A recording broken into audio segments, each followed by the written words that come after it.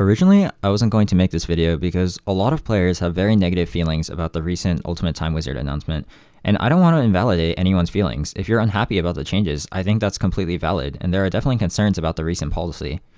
However, I think there are actually quite a few benefits that could arise from this change. I usually don't like to speak about credentials because I don't think anyone needs to have them in order to have a good discussion. But I thought I would speak on behalf of those who are optimistic about these changes as someone who not only has a more competitive background, but also played back during actual Edison format. I try not to mention this, but I was receiving some pushback from people in comments who say that I'm an OCG player who wouldn't know anything about Edison. I never wanted to be known as an OCG player. I have been actively playing Edison since its revival in 2021, and I'm also currently the winner of RBET Rulers 2024, which is commonly regarded as the Edison World Championship and the most difficult tournament of each year. Most of the advantages of the changes will be concerning newer and returning players, but I will also talk about the disadvantages of the decision near the end of the video. For clarity, I will sometimes be referring to the current rulings and errata versions of Edison as Advanced Edison. A majority of people's concern, to my understanding, is primarily based on historical accuracy in principle. That's understandable. Removing priority and shifting cards to erratas is scary, but in a way, I think this change may be functionally getting us closer to historical accuracy, strangely enough. Mainly because Edison, the way it is right now, does not look anything like it was historically. I would say based on the viability of decks in Edison right now, there are three categories of decks. The first one would be not historically accurate at all. The second would be technically historically accurate decks but weren't popular during Edison. And the third would be actual popular historical decks. If we look at the Edison decks, Amaryllis, Dragon Turbo, Hero Frog, Forgs, HRC Machina, Ancient Gears, Chainbeat, Dark Calling, Fairies, Gigavice, and Spellcasters would be decks that are not historically accurate at all. The second would be Diva Hero, Vayu Turbo, Fish, Hero Beat, Norlaris, Teledad, Volcanics, zombie builds, including Diva Hero zombies. Those would be decks that existed but weren't very popular during Edison. And then the third would be actually popular historical decks, which would be Blackwings, Gladiator Beasts, Lightsworn, Sabers, Cat, Disaster Dragon, Gadgets, Quickdraw, and Plants. So we're working with 19 decks that aren't historically very popular, 11 of those being completely new decks and 8 completely popular old decks. Some of you may be wondering, why am I even talking about this in the first place? Why does it matter? Well, maybe they weren't played, but these cards existed so people know what they do, so why am I talking about this? I'm bringing this up because maybe you and I don't think this is crazy since we've been playing Edison for 5 years now. I watched and built these decks as they were getting invented. But for a newer player, a returning player, the current top decks don't even look like 2010 decks, and this is especially true for a newer player experienced with combo decks. I'm not trying to speak for everyone, but Yu-Gi-Oh! Is notorious for its power creep, and I think a large reason why people quit or come back to Edison in the first place is because the game became too fast, and that is a big problem when you get into some of these alt-win combo decks. Picture this. If you're actually a returning player, haven't touched Yu-Gi-Oh! In 15 years, how are you going to feel when you try to play some Edison and it's Dragon Turbo or Forgs? I actually have footage of this, because Sam from Team Samurai X1's first experience playing Edison ever is against Dragon Turbo, and he is a current player. He's going to receive this interaction better than a retro player because he is an actual YCS champion. If you're truly new, then sitting there completely AFK for 6 minutes watching yourself get OTK'd in 2010, that's going to be a horrible experience. Forgs are arguably worse. People like to meme in current format that combos take 5 minutes, but unironically, a Forg turn will take longer than 5 minutes without slow playing. The Forg combo takes longer than almost any current format's Dex combo, with less interaction. Gigavice is similar. Even Hero Frog is going to be crazy if you quit around 2010. If you're just trying to summon an attack, watching yourself get draw locked and then getting attacked by a 3500 attack Raigeki, that's going to seem like current format to you if you've only ever played Edison. If you're coming back to Yu-Gi-Oh! And you experience these decks, it's not hard to see why you would never want to play Edison again. I can't be the only one seeing the comments about how combo is ruining Edison format, because they're in so many YouTube videos that talk about these decks at all. Top players have even made videos with some thinking that combo are the best decks of Edison. If top players were struggling in the past to think of efficient counterplay for these uninteractive decks, a new or casual player definitely won't be putting in the effort to learn if it's not fun. I'm not saying we should just ban combo decks or remove decks I don't like. I play all Edison decks myself, including Dragon Turbo and Forgs, but it's a common sentiment that these are pretty unfun experiences for new players because these decks are extremely fast and it's not obvious how you're supposed to interact with them, especially not with a retro player's skill set. If we were to play Advanced Edison, pretty much all decks would still be playable except Forgs and Dragons. It's unfortunate for the Trap Dragon, Zombies, and Ancient Gear players, but a vast majority of decks are still similar viability, and most importantly, the gameplay pattern of the format would be a lot closer to how it was back in the day since defense is also getting stronger. I also feel like this is an important reason because if you're going to these Ultimate Time Wizard, which are the only tournaments affected, then you're going to play against these decks. If you've never encountered any of these decks because you only play with your friends or at your locals, you can still enjoy Edison the way it is right now. I'm just seeing a lot of comments saying this is terrible for returning players who should be the focus, and I don't agree with that at all. The amount of development Edison has had in the last 5 years is ridiculous, and if I were a returning player, I would find it much more difficult to learn dozens of complicated decks that didn't exist in the past than it would be to learn erratas. Especially since some of these decks are basically just current decks, but using a 2010 card pool. Another smaller reason regarding historical accuracy is Dark End Dragon. People like to say Dark End Dragon makes Edison historically inaccurate already, but I care a lot more about how things functionally are than technically are, if that makes sense. So this was never that good of a reason for me. Technically, when you enter a large tournament, there's more Dark End Dragons at the tournament than Dark Ends that existed at the time, but you can just treat the opponents you didn't play against as players without Dark End Dragon. It's like Schrodinger's Dark End, you know? I guess that functional versus technical difference is why I'm more in favor of this change than most, because, to be honest, I'm going to play Edison no matter what, whether that be the Edison we have now or somehow people get convinced to play Advanced Edison. To me, both are still Edison. Technically, if you teleported to Edison, New Jersey in April 2010, Advanced Edison would be less accurate. But in terms of replicating an experience for someone that was there or played during that time, I think it's pretty easy to argue that Advanced Edison is actually the format that's more similar to the game that I played in 2010 and returned to back in 2021. That's why I'm a little bit confused the reception is so overwhelmingly negative for historical reasons or the spirit of the format, because if you are like me and you truly played back in 2010, I feel like returning to the format now doesn't really feel like a blast of the past as opposed to just playing a different Yu-Gi-Oh format today. I read a comment on Josh's video reacting to the change, and they say people play Edison to get away from Modern. I agree, I think most people did that, and I think current Edison is closer to Modern than Advanced Edison could ever be. Additionally, without talking about the meta or decks, most of the changes are related to rulings. A lot of top players I talked to made fun of me for this. But yes, I think rulings are genuinely the things that matter less to returning players. These are by far the easiest things to forget. There were a ton of rulings I forgot when I returned to Edison. I didn't know that Raiko targeted first and milled afterwards. I didn't know that Aaron didn't negate flips. Like, some of these things may seem obvious, but that's because we have been playing for so many years now. I feel like a lot of Edison players have almost forgotten what it was like back in the day, or even their experience when they first started playing again. The internet was a lot more primitive back in 2010. It's not a guarantee you had a ruling expert at your locals back then. I remember we would just ask around and hope one of the better players knew how it worked, and sometimes they wouldn't know either. You can say maybe I went to a bum locals back in 2010, but I feel like it's unlikely every locals had a judge level individual. It's not like today where we can look things up on the Edison website. And Edison does have a lot of jank rulings that are pretty arbitrary because there were no problem solving card texts back then. There's another reason for this ruling change. Konami probably implemented this change because it's hard to train judges for Edison. I know it feels like Time Wizard judges should know Edison rulings, but the reality is that a lot of the time they don't. Everyone has a ruling story at these tournaments. I have multiple. For example, at YCS Philly in 2023, my judge told me I can't combo Soul Exchange with Substitute because Soul Exchange says Tribute Summon, even though no copy of Soul Exchange has ever been printed to say that. So I'm just -1 for fun, and I'm missing my normal summon as well. When you go to a Time Wizard event, it's genuinely gambling your rulings, and that means making uniform rulings would be a benefit not only for logistics, but also for player confidence.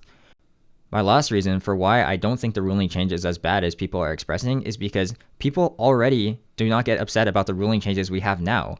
For example, we will accept wrong rulings that everyone agrees are wrong or bad for gameplay just because we found a random Pojo post that said a judge ruled it wrong at the time. Everyone knows Quick Draw Special shouldn't start a chain, but we changed it because a judge ruled it incorrectly at SJC Edison. We changed the literal mascot of the format when no one wanted that either. Just 2 days ago, there was a discussion that Machina Fortress's summon should also start a chain because there was evidence that it was ruled that way at SJC Edison. If we follow historical accuracy, we would let you crow Machina Fortress, which I'm sure would devastate the Machina players, hence why people are against this change. During the revival of Edison, Gozen and Rivalry worked the way they do now. It took about a year before we figured out the ruling we currently use for Edison. Mindcrush is randomly forced to reveal during Keegan's tournaments because he likes that ruling more. The rules we use for tournaments are already the things that we're comfortable with changing, just not when Konami tries to implement the change. Now I want to have a discussion about what the actual format is like. I don't actually think this is the most important discussion regarding the policy change. My reasons are primarily focused on the new and returning player experience, but I do genuinely think the format might just be more consistent than the Edison we play today. For me, one of the most annoying things about Edison's development over time is that the power level has been increasing as people build more and more to sacrifice consistency for power. Whenever the format of a power outclasses the defense, then it tends to be pretty stressful to play because it creates an arms race where you're incentivized to push earlier as opposed to calculated risk with efficient trading. And a lot of these changes are related to this exact issue, which makes sense because if a card got eroded, it was likely being abused in some way. So here, I have the majority of the important changes. I've categorized the ones in the main deck as changes that I think are good for skill expression, the ones in the side deck as bad changes, and then the extra deck as good or negligible extra deck changes. The first one is that frogs are undoubtedly worse now. Treeborn only being a soft once per turn is the biggest issue by far because it just means Royal Oppression stops it now, which makes Royal Oppression good against every part of the frog engine. Substitute also loses priority. As a devoted frog player, I've probably summoned Substitute the second most of anyone in history, and honestly I think this is a good change. It never really made sense that Substitute called priority was safe into everything except for Solemn and Oppression. The risk reward on the card was incredibly skewed towards the frog player, and I think most players are happy about this change because the vast majority of players don't like playing against frog, and frog also invalidated a lot of rogue decks because a lot of decks could not handle +1s every turn or break a dupe block, especially since frog is a meta working deck that requires a majority of most players' side decks, so it makes it hard to prepare for all the other top meta decks in the format. Second would be this row of cards that are affected by the loss of priority. It stops important starters and bombs, but I think this is a good change as well. These are the top complaints from Edison players about the format. You can play a clean game, tight resource management, flawless trading, and then they top Dark Arm Dragon and they kill you. More importantly for this change is that defense gets stronger. I've listed these 4 cards here, but there are more. Book of Moon, Compulse, Raigeki Break, and Trap Hole. Some players are talking as if a buff to these cards would be bad, and I don't understand because these are cards that are underpowered right now and are pretty healthy cards in terms of gameplay. Book of Moon should be one of the best cards in a retro format because of its multi-purpose flexibility. It can dodge brain control, it can stop attacks, it can protect your own monster from their trap cards, it can stop synchros. By all account, Book of Moon should be a good card, but because it is -1 and it interacts horrible with the top decks of the format, since it is unable to stop critical useful effects, then it has almost completely fallen out of meta. You'll occasionally see decks that Lucid Dyna and Vanity's Fiend side some copies, or you might see them in Blackwings or GBs. But aside from those decks, they aren't really played anymore. I was actually one of the first to not play Book of Moon in Edison back when I cut every copy from my topping fairy list. Book of Moon, Compulse, and Discard Traps should have stronger utility because they are already balanced by being -1 cards, but they don't because priority makes it so that power plays are still game winning whether you have chainable defense or not. Brain Control is also an errata that I think is misrepresented. Brain is one of the most hated cards in Edison. The brain to win rate conversion percentage is very high. Some players are talking about brain as being bad now. That's not true at all. Very rarely was brain used to steal an actual boss monster in the context of an actual Edison game. It did happen, but most of the time you were stealing something that is still a target now. And even if you had a conversion for brain in the past, then you still have a conversion for that brain control target today. Brain Caius will still break every single board in the format except for lone boss monster boards. Future Fusion is a problem. Some players who say Future Fusion is not a problem, I feel like don't play enough Edison. It's really only essential for Diva Hero and then decks that treat it as Exodia. I don't think that's great design. If you're a Jinzo lover, it's unfortunate that your Jinzo OTK doesn't work anymore, but it also wasn't great that these types of decks literally did nothing without Future Fusion and then would one-shot you if they drew Future Fusion. That's pretty bad deck design in my opinion. Jinzo, Dragon Turbo, Dark Calling, Roids, other decks would also play it such as Hero Beat or Hero Frog, but it was absolutely not essential to either one of these decks. Even back in the day, the first time I saw Future Fusion reveal 5 God Dragons, send 3 Wyverns, and Red MD, I thought that was breaking the game, and no one even debates this. Every single person who plays a Future Fusion deck agrees that Future Fusion is not balanced. The last changes up here are just fixing Quick Draw, Machina Fortress, and Mind Crush. Machina Fortress hasn't been changed in Edison yet, but based on the Pojo forum found by Guari, it does look like it should be ruled the same as Quick Draw.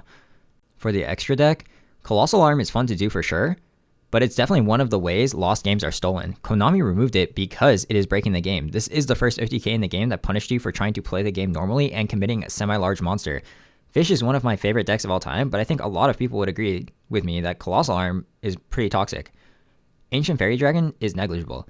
No deck was seriously playing it for its effect except for KFC, and I play more KFC than anyone in the world. Every other deck just uses it as a 3000 defense chump blocker.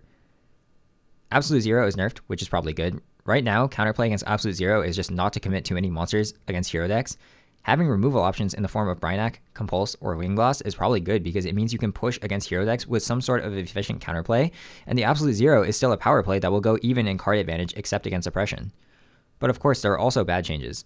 The first one is the deletion of Goyo. Everyone hates this. The only way to make it are with Psychic Commander, Sabers, or Nettles now. Shiba Warrior Taro also if you're really cooking, but that is an unfortunate change that didn't need to happen.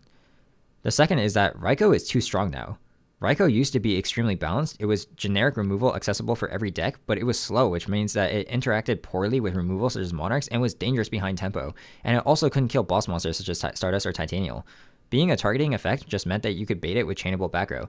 Now it just clean outs anything except for Monarchs, and it goes plus on flip unless only one card is committed. That is definitely way too strong because it means you can't really beat set monsters anymore without committing a Monarch or playing Nobleman, which has a ton of its own problems. Gear Town, of course, is very unfortunate for the Gear Town decks. I don't think anyone thought the Ancient Gear decks were too oppressive, so this is definitely collateral damage as well. Necro Valley is another terrible change because buffing Floodgates in general is usually not liked by people, especially a buff to Gravekeepers because of Royal Tribute. However, the weakness of Gravekeepers don't change, so I'm hesitant to say that Gravekeepers are just a tier 1 deck now with a better Necro Valley. If it were, it wouldn't even necessarily be because of Necro Valley, it would be the decline of Frog and also the rise of Blackwing. So these 4 changes were the ones I thought were truly very bad for the format. The next couple I don't think are good, but ultimately aren't a big deal. First is Aaron. When I returned to Edison, I thought Aaron worked the way it does now, and that would make Aaron way too broken. It basically just means that Aaron invalidates flip decks, which are already not strong. But now that Raikou is buffed to such a degree, I think it might be a good thing that Aaron is buffed as well, because a lot of the Raikou counterplay was lost. Now when people set a Raikou, they are more incentivized to set a battle trap behind the Raikou, which plays poorly into their own set monster because that forces the Raikou on the set monster to protect the back row. But then you can get your own Raikou baited by setting a value monster such as Vayu or Dandelion. So the existence of Aaron, even if not every deck plays it, changes the risk-reward of turn 1 flips in such a way that I think it could still be healthy in this alternative meta. So Bryonak is the next one, and losing priority and only being once per turn are 2 massive nerfs. But in a way, I also think this is good. A lot of the time when you summon Bryonak, if you pitched multiple, the result would be the same. It's just that no one did that because you got more information by discarding one by one. The one deck I would say is severely affected by this are zombies because they lose the ability to pitch their subsequent goblin searches. That is extremely detrimental to their OTK setups, but is ultimately a trade-off that again makes Edison slower, which I think is overall a net benefit. Sengen mostly matters for synchroing in zombies and quick draw and then trying to activate the quick draw on the same turn. These decks are hugely unpopular, but this is a niche situation change that I do think is bad. Sengen can also search hand traps such as Crow, which could be dodged by using gravecard effects in min phase 2, and if you synchro with Sengen, before you could search the Snatch Steal monsters, but you can't use them after searching them now. It's not like anyone seriously cited those in the last few years, but that is another option that I think is lost and not good. Finally is Rivalry and Gozen. A lot of people are saying that Rivalry and Gozen are going to ruin Edison, but this was how Rivalry and Gozen were back in 2021, and people weren't playing these cards back then. I thought these cards were good inside of them. Keegan and James thought they were good, but the majority of players didn't think they were good. Some of the people saying Gozen and Rivalry ruined Edison are the same players who told me it was bad back then. I know opinions can change, but all of the backlash combined is just weird to me because I feel like a lot of the reasons people are giving for why this change is bad do not reflect history. I think these two are overrated personally. Floodgates and Edison are already weak. They have never been weaker in any format than Edison format, and they are weak for reasons that Gozen and Rivalry don't change. How many trap floodgates are played? It's just Royal Oppression, Decree, and Mask of Restrict. Occasionally Skill Drain and Light Mirror are also played, but those are rarely played now because Light Sworns have fallen off, and also Skill Drain is just not supported by most decks in the format. So Edison is so wide, but people don't play Floods even though there are a lot of Floods that cover a lot of matchups. Why is that? It's because Edison has too much removal. Edison has more spot removal than any format in history. For a Floodgate to be strong, it has to Floodgate the Floodgate outs. That's why these are the only Floodgates that are played. All of these flood the outs except Oppression, which is just the best Floodgate in the format.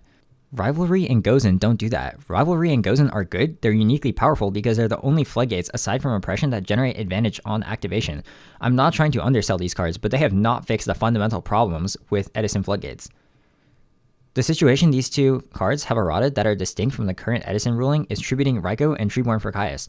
I think the Raikou situation is very overrated. Committing multiple cards in the Raikou is the most ideal situation for Raikou. If they actually had Raikou Caius, they would be killing the back row first and then Caiusing the monster. That's always how it's been. You have to win a 50-50 on the back row, then flip it afterward for this to ever be a play, and then they can still set their other flip monsters. It will occasionally matter for Hamster, but then you gave the Raikou a guaranteed plus when that gets flipped. So Treeborn is the major concern. How many decks does this affect? It's my deck, it's Frogs. This is primarily a Frog hit more than anything else. Yes, I understand they're going to be played more, so you have them for more situations that they're already good in for the current format, but even looking at meta decks, all decks have built-in removal in their engine. Even a deck affected by Rivalry such as Lightsworn have multiple ways to kill it. Diva Hero still kills it the same way with Prodigy and Caius. Frogs can float into Unifrog. GBs are another deck. Their out is Bestiari, and luckily Equest and Bestiari have the same type and attribute. Overall, I do a lot of replay analysis. The majority of lost games in Edison are due to misplays, but almost every single one that isn't are due to bombs such as Dark Armed or Brain Control. Removing power from these cards has been a request made by the players for years. If you look for videos on how to fix Edison format on YouTube, you'll find players asking for these changes, but now that they're actually being implemented, it's being negatively received. I think giving power to the defensive cards will bring back and forth trading. These cards, such as Book of Moon, Compulse, and Discard Traps, are already flawed in that they're -1 value, and thus must occupy very little deck space, which means you have an extra add layer to gameplay where people have to consider holding their -1 defense for power plays. So there's a trade-off because we're losing the technical advantages that we get from taking advantage of knowledge checks with priority. For example, if you normal summon Sirocco and then declare the effect with no Blackwings on field and then chain Torrential or Deck Dev to make cards miss timing such as Dupe Frog. But when I win just from knowledge checking my opponent, I personally don't feel very good. This is just a me thing, but when I play, I'd rather my opponent make the best decision they can, assuming they know the rulings. A lot of people who play in real life just do not know all the rulings. They might be returning players or don't play a lot online. When you go to larger events, you do meet a lot of these players, and that's why I feel like skill expression may be increasing, because we may have lost the skill expression surrounding priority tricks, but we've placed a greater emphasis on trading in longer games. In terms of the meta, not the cards, everyone is dooming about Blackwings. Some people are saying Blackwings will be tier 0. I can guarantee with 100% certainty that cannot happen. Every deck is nerfed, people like to say that, but Blackwings get Gozen and Rivalry, so players think it must be the best. I'm not convinced Blackwing is guaranteed to be better. I think this is a very simplistic view of the format. If you think about this change as the ban list, the decks that are the least hit on the ban list are not necessarily the ones that will be the best deck of any given format. Earlier, I talked about why Gozen and Rivalry matter less than most people think, in my opinion. But the thing about Blackwing is that the meta had shifted in a way that became less hostile for it over time. People will make fun of me for this, but Blackwing's highest placement at SJC Edison was top 16. It did very bad for a deck of its quality. It was a low sample size considering that's one tournament, but if we look at the meta, it's not hard to see why it didn't perform. The deck basically looks identical to how it is today. Blackwing is a deck that probably changed the least historically. People were on infinite flip monsters and spot removal at the time. Blackwing doesn't trade well into 1-for-1 spot removal, and cards such as Gravekeeper Spy are hamsters. The meta back in the day was genuinely a lot scarier to play for Blackwings, and this was also true during Edison's revival. Blackwing was popular and almost always top 2 representation at every tournament, but it wasn't top 8ing most tournaments. I feel like people forget that. It didn't even make top 8 until 7th place at RBET 2 during the first RBET season. Honestly, a lot of it is Frog's fault. Frog just demands way too much side deck space from every deck, and it also just kills all the slower rogue decks because it naturally outgrinds them. We've established that defense such as Book of Moon and Trap Hole are going to be better in this format, and that Frog gets worse. All of these are bad signs for Blackwing if the defense shifts back to being better against Blackwing. It could be the best deck or better. I'm not saying that's impossible. I'm confident it will be among the best decks.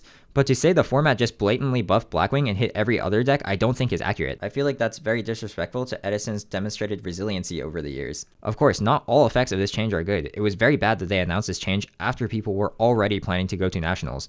With flights and hotels already booked, that's very unfortunate for everyone who is registered. The timing of the announcement was definitely too late from Konami.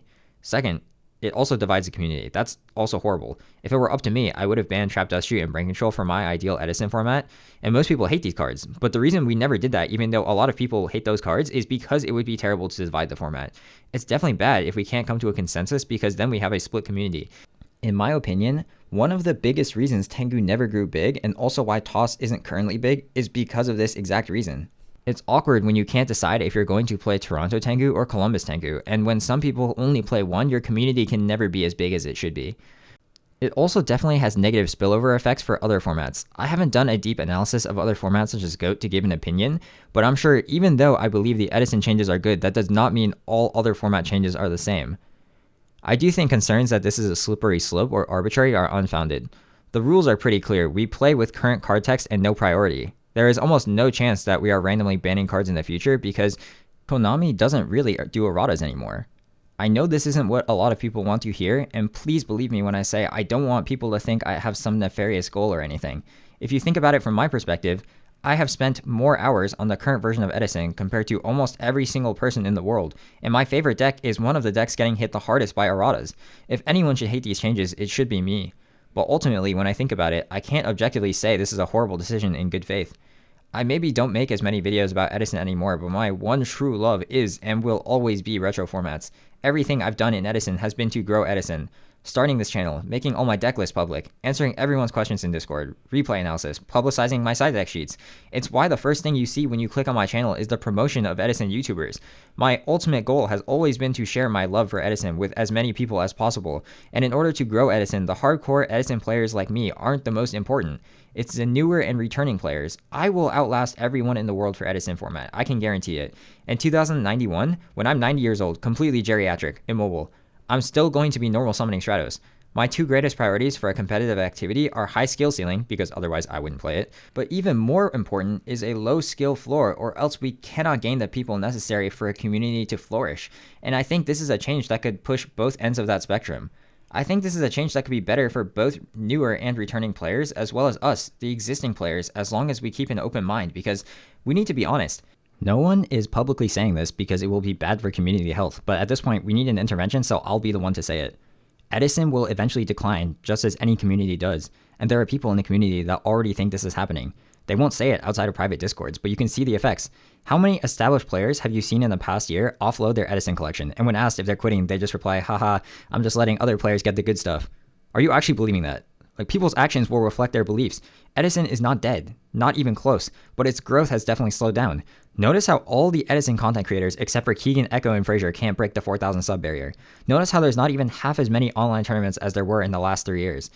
If you go to the edisonformat.net page, my own tournament win happened in November, and that's still one of the earliest posts on the page.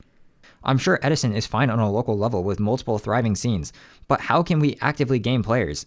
People say GOAT has died, but the reason for that is that the player base is getting older and they can't get new players. There are only so many retired Edison players who are interested in coming back and haven't already given Edison a try. We have somehow lost the original message. So many comments now are talking about the players that exist already. The people who don't play Edison now don't matter, according to many comments. When did the purpose change? Edison started as a grassroots community with the primary goal of gathering new players. They should be some of the most important people as the future of our community. Some people are saying they don't exist, but that's just not true. You can see people commenting, I'm a current player, but I think it's hard to get into Edison with all the different card texts and rules. It's not that they don't exist, it's that people don't care about these players' experiences because the ones that do speak out are met with gatekeeping and elitism. It just feels like we have a little bit of herd mentality right now, because even the tamest opinions from well-known community members such as James Reguari or anyone who says anything positive about this change is just being smited. And this is often the real downfall of multiple competitive communities, an inability to adapt in the face of changing trends. I know that a lot of people who are upset about this are people who built the community. That's true. But a lot of the people who like this change are also people who are right there from the beginning building the community, and we are just attacking them for what I consider to be pretty tame and reasonable responses. Again, I just want to end off by reiterating, if you're upset about the announcement, you're completely valid. I'm not saying you're wrong for feeling the way you do, but I also think this is a change that has many benefits that are not being discussed, and if we just keep an open mind, we can actually grow Edison to be bigger than it has ever been before.